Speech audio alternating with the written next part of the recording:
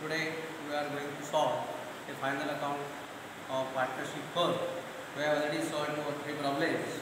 Now in the textbook, first problem, Amit Bhai and Narendra Bhai are partners sharing profits and losses equally. And from the following trial balance and adjustment given below, you are required to prepare trading and profit and loss account for the year ended 31st March 19 and balance sheet as on that date. So here trial balance is given of 31st March 2019 and below 6 adjustments are given. So first we should see the adjustments, because each and every adjustment has give 2 effects. प्रत्येक adjustmentला 2 effect द्यायचे आणि हे दोन्ही effect देऊन झाल्यानंतर trading अकाउंटचं जे असणार आहे ते आपण direct trading account, profit and loss account किंवा बॅलन्स शीटला डेबिट किंवा क्रेडिट साईडला त्याचं पोस्टिंग. ठीक आहे. नेहमीप्रमाणेच पहिली ॲडजस्टमेंट क्लोजिंग स्टॉक. क्लोजिंग स्टॉकची ॲडजस्टमेंट ही प्रत्येक प्रॉब्लेममध्ये असतेच असते. त्यामुळे क्लोजिंग स्टॉकची एंट्री पण आपण त्या ठिकाणी पाहिलेली आहे. Closing stock account debit. So closing stock is our asset. So write down on the asset side closing stock 43,000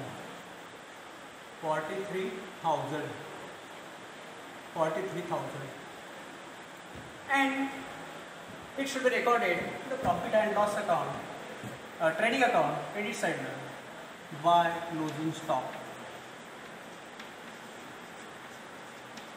Closing stock 43,000. Closing stock 43,000. Then second adjustment, uninsured goods worth rupees 8,000 were stolen. Some problems destroyed by fire असलं, इथे stolen म्हटलेलं आहे, इथे काय लिहायचं loss by theft. uninsured आहे loss by theft. So goods goes away. goods कमी झाले आणि goods कमी झाल्यामुळे त्याचा क्रेडिट इफेक्ट आपण ट्रेडिंग अकाउंट देऊया. सेल्सला 2 मिनिट ठेवूया इथे. By goods lost by theft.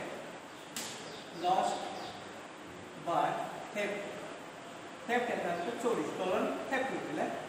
goods lost by theft 8,000. goods lost by theft worth with 8,000. So to the extent of 8,000, goods will be reduced. Our stock of goods will be reduced. And these goods were uninsured. त्याचा विमा उतरवलेला नाही आणि त्यामुळं हा सर्व loss असणार आहे. जर इन्शुर्ड गुड्स असते, विमा उतरवला असता आणि समजा 6,000 क्लेम मंजूर झाला असता तर 6,000 येणं म्हणजे आपण इकडे ॲसेटला दाखवलं असतं. Insurance claim receivable 6,000 and 2,000 should be treated as loss debited to profit and loss account. But here all the goods were uninsured. So whatever the goods are stolen, that is to be considered or treated as loss by theft. So debit profit and loss account to loss by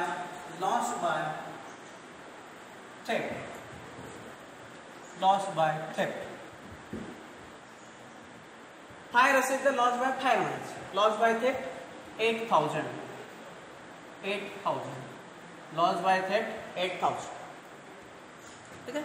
Next third, create RDD at 2% on sundry debtors. पण याच्या खाली एक अगोदर adjustment दिली आहे, ती अगोदर करायला लागणार आहे. Mister Patil our customer become insolvent and could not pay his debt of ₹500. Patil insolvent झालं, डेटर आहे आणि तो इन्सॉल्वंट झाल्यामुळं त्याच्याकडून आपल्याला काही पैसे मिळाले नाही. याचा अर्थ in other words it is our bad debts. So first of all we have to deduct bad debts and then we have to create 2% RDD on debtors. ते फसवायला अगोदर RDD अगोदर दिलेलं आहे. गडबड तुम्ही RDDची ॲडजस्टमेंट अगोदर करा आणि ती होऊ नये, चूक होऊ नये म्हणून पूर्णपणे ॲडजस्टमेंट वाचून घ्यायच्या, कशा आहे डेटरवरती सुद्धा कुठल्याही प्रकारच्या. त्यामुळं सन्ड्री डेटर्समधून बॅड डेट्स पहिला वजा करावे आपण. सन्ड्री डेटर्स ॲसेट आहे 28,700. Sundry debtors 28,700. 28,700 less further bad debts. 500, 28,200, 28,200, 28,200 आणि 28,200 वरती आता 2% RDD काढायचं. प्लस 2% RDD, 2%, 10% 2820, 1% 282, 282 गुणिले 2, 282 गुणिले 2 म्हणजे 2 दुणे 4, 2 8 16, 2 दुणे 4 आणि 5, 564, 2 दुणे 4, 2 8 16, 1 2 दुणे 4 आणि 5, 564, 564, 64 म्हणजे 136, 8 5 3, 8 5 2 5 7,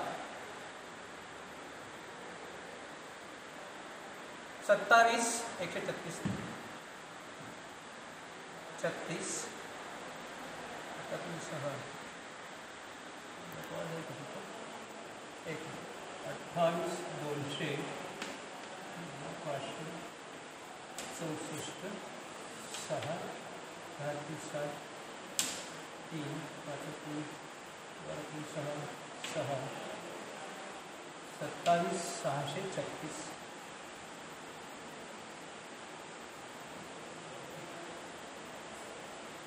27,636, 27,636.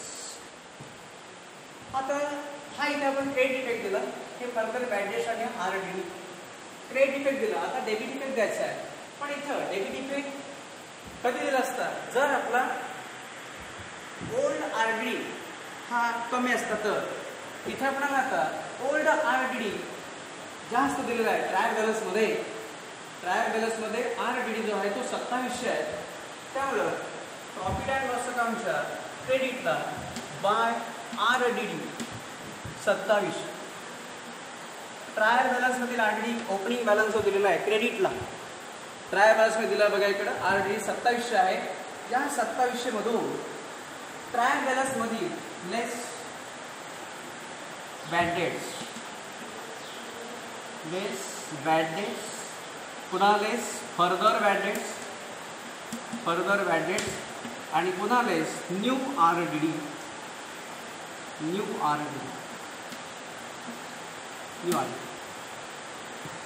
ट्रायल बॅलन्समध्ये बॅड डेट दिलेलं बघा. बॅड डेट्स 500 आहेत.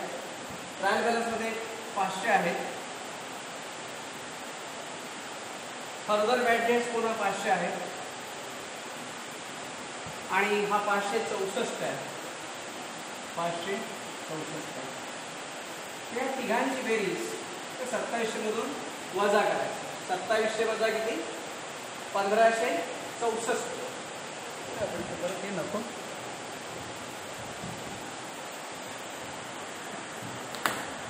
5 ते 15, 1564. 2700 मधून 1564, 64 म्हणजे 36, त्यातून 6 1 आणि 2 1 1136. 1136 अजून आपला ओल्ड RDD शिल्लक आहे. याचा अर्थ आपण अगोदर प्रोव्हिजन जास्त केलेलं आहे, त्या तुलनेमध्ये आपला लॉस कमी झालेला आहे. ओल्ड प्रोव्हिजन ही 2700 होती, पण एवढं आपल्याला लागलं नाही. या 2700 मधून सुद्धा या प्रत्यक्ष या संपूर्ण वर्षामध्ये प्रत्यक्ष 500 बुडालेले आहेत, अजून 500 बुडू शकतात आणि 500 बुडाले आणि अजून 564 बुडू शकतात. असा एवढा लॉस होऊ शकतो आणि नेट इफेक्ट आपण इथे घेतलेला आहे. आता इथं या ठिकाणी काय झालं, कारण ओल्ड RDD जास्त आहे. हा जर कमी असता तर हे तिन्ही आयटम आपण इथे घेतले असते. 2 bad debts, add further bad debts, add new RDD या तिघांची बेरीज केली असती आणि तिघांची बेरीज आपली किती मग 1564 आहे. समजा ओल्ड RDD 1000 असतात तर 1564 मधून 1000 वजा झाले असते आणि 664 वरती आले असते. ओल्ड RDD किती आहे ते पहिलं बघायचं. बॅड डेट्स RDD याची ॲडजस्टमेंट करताना ट्रायल बॅलन्समध्ये क्रेडिटला ओल्ड RD जर जास्त असं वाटलं बघायचं अगोदर, जर जास्त असेल तर इथं ते क्रेडिटला घ्यायचं, कमी असेल तर डेबिटला घ्यायचं. ठीक आहे. RD झालं, बॅड डेट झाले. देन आउटस्टँडिंग एक्सपेन्सेस, रेंट नेहमीच ह्याच्यामध्ये काही नाही आहे. To rent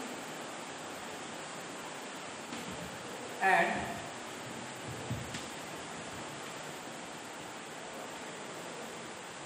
outstanding rent. Rent किती आहे बघा ट्रायल बॅलन्स मध्ये. रेंट 1500 आहे.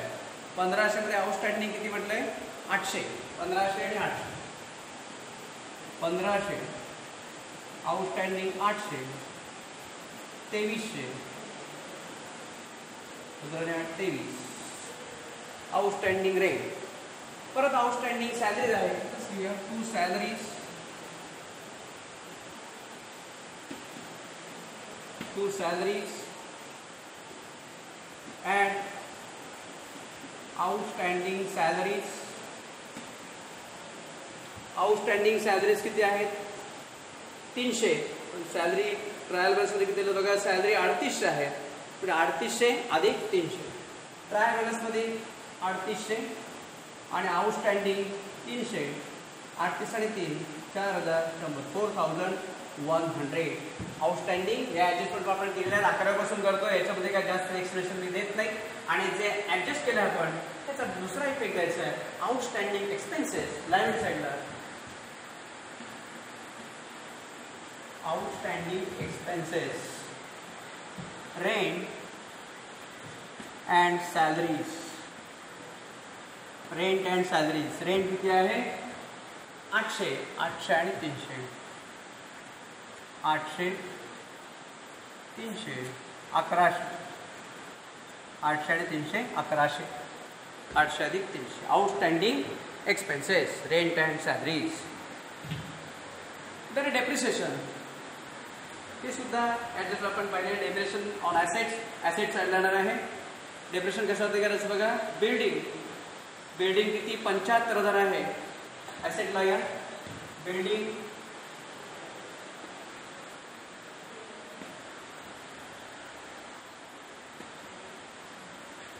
बिल्डिंग 75,000. 75,000. 75,000 लेस डेप्रिसिएशन. अमाऊंट दिलेली आहे, पर्सेंटेज दिलेलं नाही आहे. 2,500 रुपये. 72,500. 72,500 डेप्रिसिएशन 72,000. रिटर्न ऑन व्हॅल्यू 72,500 आहे. फर्निचर. फर्निचर बघा दिलेलं आहे. फर्निचरवरती 1800 डेप्रिसिएशन द्यायचं आहे. Furniture furniture furniture furniture 1,95,800. 1,95,800. 1,95,800.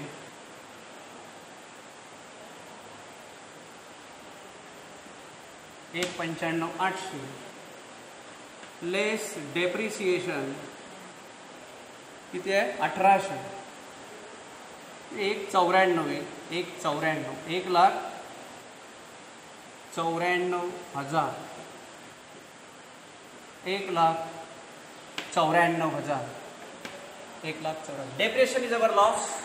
So transfer to profit and loss account. Debit to depreciation on building